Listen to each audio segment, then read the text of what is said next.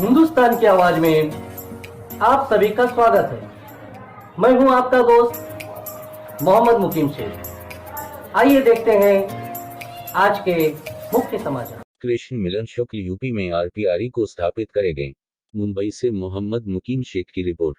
Republican party of India के राष्ट्रीय उपाध्यक्ष कृष्ण मिलन शुक्ल ने नरीमन पॉइंट के अपने कार्यालय में हिंदुस्तान की आवाज न्यूज चैनल के संवाददाता से बात करते हुए कहा कि देश की आजादी के 70 सालों में उत्तर प्रदेश की सभी राजनीतिक दलों के नेताओं ने दलितों का कागजी मसीहा बनकर दलितों का खूब शोषण किया है। वह नेताओं को बता देना चाहता हूं कि अगले साल यूपी की विधानसभा चुनाव के लिए रिपब्लिकन पार्टी ऑफ इंडिया के राष्ट्रीय अध्यक्ष और भाजपा की मोदी सरकार में सामाजिक न्याय मंत्री रामदास आठवले को लेकर लखनऊ जा रहा हूं। दलित समाज के उत्थान के नाम पर अपना उल्लू सीधा करने वाले नेताओं को सजग करने के लिए कई दशक से जो लोग दलितों के वोट से सांसद और विधायक बन रहे हैं, मैं अब उन तथाकथित नेताओं को दलित शब्द का सही अर्थ बताऊंगा। कोई भी आदमी केवल जाति के आधार पर ही दलित नहीं हो जाता है, बल्कि जिसके पास अपनी और अपने परिवार की जीविका चलाने के लिए पर्याप्त जमीन और नौकरी पेशा नहीं हो, इसके अलावा जो आदमी गरीबी रेखा के नीचे अपना गुजर बसर करता हो, वह दलित की श्रेणी में आता है।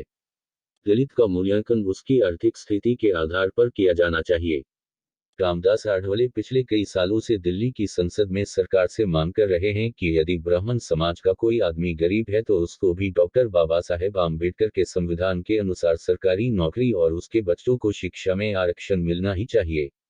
उन्होंने यह भी कहा कि मेरा ब्राह्मण सम्मेलन करने का तात्पर्य राजनीति से नहीं बल्कि समाज को जागरूक करने से है। हम चाहते हैं कि हमारा समाज अपने कर्तव्य और संवैधानिक अधिकार के संबंध में पूरी तरह से जान और समझ ले। देश में जब भी कहीं कोई चुनाव आता है तब समाज का वोट के लिए स्नेह सम्मेलन किया जाता है। हर नेता लच्छेदार भाषण देता है।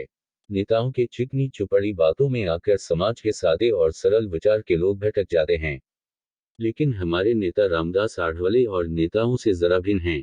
कम समय में ही हमने उनको अच्छी तरह से जांच परख लिया है। वो जो कहते हैं वही करते भी हैं।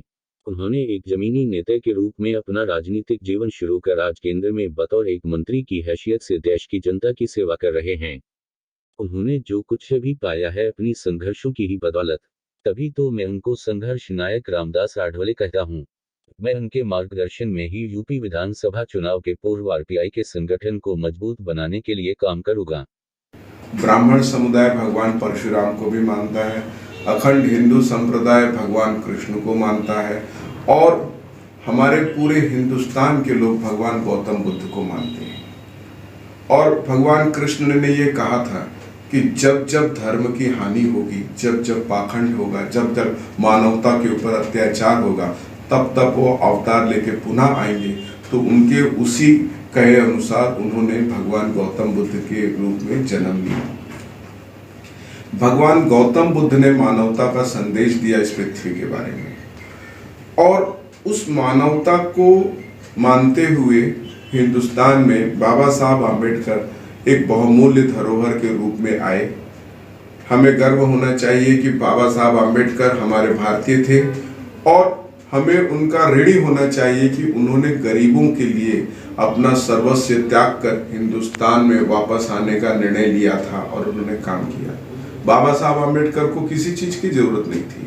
वो तो यूएसए अमेरिका से एमफिल किए थे, यूके में वो बैरिस्टर थे और यूके की सरकार ने उनको पहले सब दिया था, लेकिन उन्होंने सब त्याग के भारत में आने का निर्णय लिया, क्योंकि जब उन्होंने देखा कि भारत में गरीबों के ऊपर अत्याचार हो रहा है, संविधान नाम की चीज नहीं है और जो संविधान था वो भी उनका अधिकार नहीं है, गरीब दबता चला जा रहा है, तो बाबा साहब आम्बेडकर ने यहाँ पर आकर लोगों को जागृत किया, संगठित किया, शिक्षित किया और संविधान के लिए संवैधानिक रूप से लड़ाई लड़ने की प्रेरणा दी।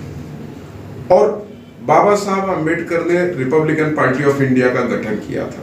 मौजूदा रिपब्लिकन पार्टी ऑफ इंडिया के जो अध्यक्ष रामदास जी आठवले हैं, तो उन्हें सब लोग सामाजिक न्याय मंत्री के रूप में जानते हैं, लेकिन मैं आपको बताना चाहूंगा कि हम लोग उन्हें संघर्ष नायक के रूप में जानते हैं, क्योंकि वो अपने आप को मंत्री जैसा न समझते हैं और न मंत्री जैसा उनका रुतबा उनके अंदर दिखता है। वो आम आदमी के लिए कभी भी कहीं भी तत्पर रहते हैं, मिलने के लिए, उनको मदद करने के लिए। और गरीबों का संघर्ष नायक मुझे अगर लगता है तो हिंदुस्तान में बहुत कम लोग हैं जिसमें से एक प्रथम रूप से मैं रामदास जी आठवले को मानता हूँ।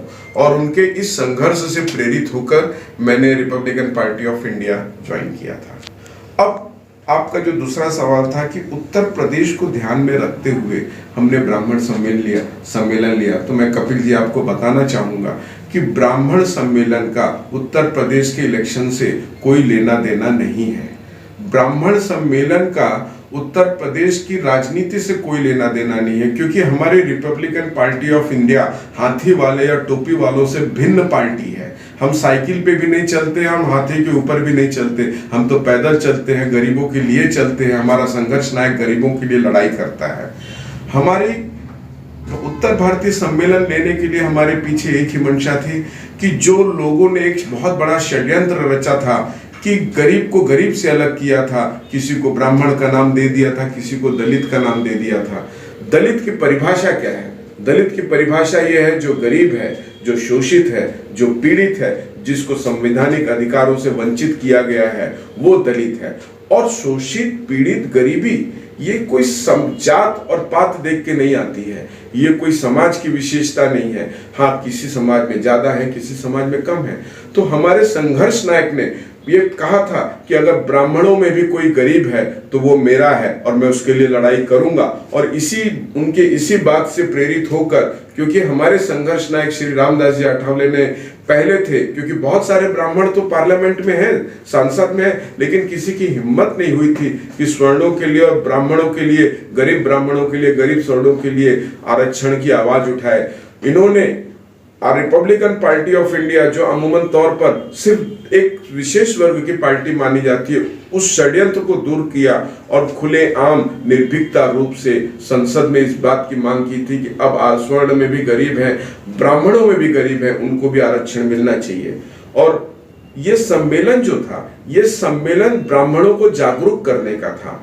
और ये ब्राह्मणों को जागरूक करने का सम्मेलन इसलिए था क्योंकि उत्तर प्रदेश में एक बहुत बड़ा षड्यंत्र चालू है इलेक्शन को लेके, राजनीति की जा रही है, ब्राह्मण सम्मेलन लिए जा रहे हैं। कोई हाथी वाले ब्राह्मण सम्मेलन ले रहे हैं, हाथी वाले बाबा कोई ब्राह्मण सम्मेलन ले रहे हैं, उनको हाथी ने शायद राज्यसभा में किसी को पहुंचाया है तो हाथी वाले बाबा ब्राह्मण सम्मेलन लेते घूम रहे हैं। अब शायद टोपी वाले बाबा भी आएंगे, शायद साइकिल वाले बाबा भी आएंगे। अब ये सब लोग ब्राह्मण सम्मेलन तो ले रहे हैं, लेकिन ब्राह्मण को दे क्या रहे हैं? खास बात यह है कि ब्राह्मण गरीब है और ब्राह्मण जो है विप्र कहा गया है उसको वेद में, मतलब शुरू से वो उसको बोला गया है कि तुम शिक्षा का दान लोगे और शिक्षा का दान करोगे और शिक्षा के दान के बदले में दान मांगोगे, और दान जो है वो विप्र मांगता है, गरीब मांगता है। तो ये एक उदार व्यक्तित्व की निशानी थी ब्राह्मण की, कि शिक्षा के बदले स्वेच्छा से दिए गए किसी चीज को वो ग्रहण करता था, वो डिमांड नहीं करता था। और उत्तर प्रदेश में जो षड्यंत्र चालू है ब्राह्मणों के बारे में, सम्मेलन किया जा रहा है उनके वोट को बटोरने के लिए, लेकिन बदले में उनको दिया क्या जाएगा?